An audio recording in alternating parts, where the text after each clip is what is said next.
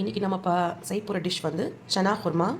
இதுக்காக நான் சனா ஒரு கப் சனாவை எடுத்து 6 ஹவர்ஸ் கிட்ட வார்ம் வாட்டரில் ஊற வச்சுருக்கேன். இதை நம்ம இப்போது 6 ஹவர்ஸ்க்கு அப்புறம் இது நல்லா ஊறிருக்கு. இதில் 4லேருந்து 6 விசில் அடித்து குக்கரில் வச்சு வேக வச்சுக்கலாம். இப்போ இந்த கொண்டக்கடலையில் தண்ணி விட்டு கொஞ்சம் சால்ட் போட்டு இதை வேக வச்சுக்கோங்க. இப்போது நம்ம சனா மசாலாவுக்கு சனா குருமாவுக்கு தேவையான இன்க்ரீடியன்ஸை பார்த்துக்குவோம்.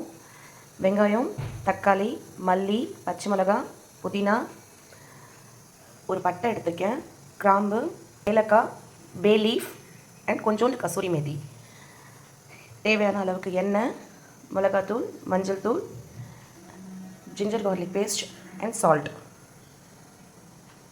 இப்போது இந்த சனா நல்லா வெந்துடுச்சு. நாம் வந்து எப்போயுமே குருமாவுக்கு வந்து தேங்காய் அரைச்சி போடுவாங்க. ஆனால் இந்த சனா மசாலாவுக்கு நம்ம கொஞ்சம் சனாவே எடுத்து கொஞ்சம் ஆறுனதுக்கப்புறம் இதை நல்லா பேஸ்ட்டாக அரைச்சி எடுத்துக்கணும். பேன் கொஞ்சம் சூடானதும் இதுவும் ஒரு 2லேருந்து 3 டேபிள் ஸ்பூன் சன்ஃப்ளவர் ஆயில் போட்டுக்கணும். போட்டுட்டு பட்டை எல்லாமே பே லீஃப், பட்டை, லவங்கம் இதெல்லாம் போட்டு இதெல்லாம் கொஞ்சம் இந்த லவங்கம் பட்டெல்லாம் இதானதுக்கப்புறம் இதில் நம்ம ஆனியன்ஸ் எடுக்கலாம்.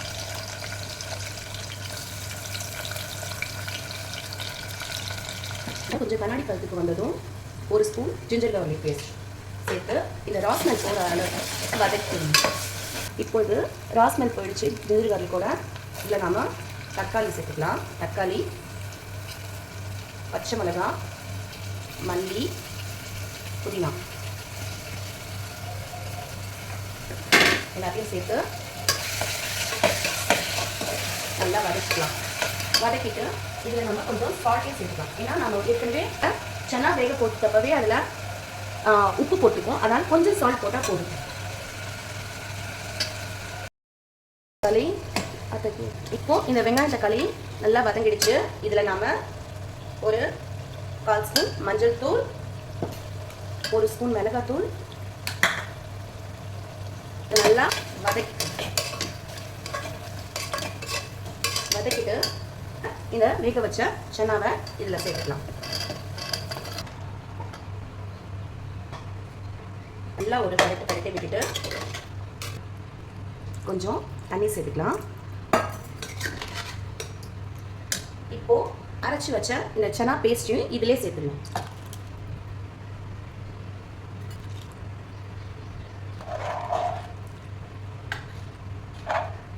இப்போ இந்த குக்கர் போட்டு மூடி வச்சு 2லேருந்து 3 விசில் அடிக்கிட்டா சனா மசாலா ரெடி. குக்கர் கேஸ் இதுவாகிடுச்சு போயிடுச்சு.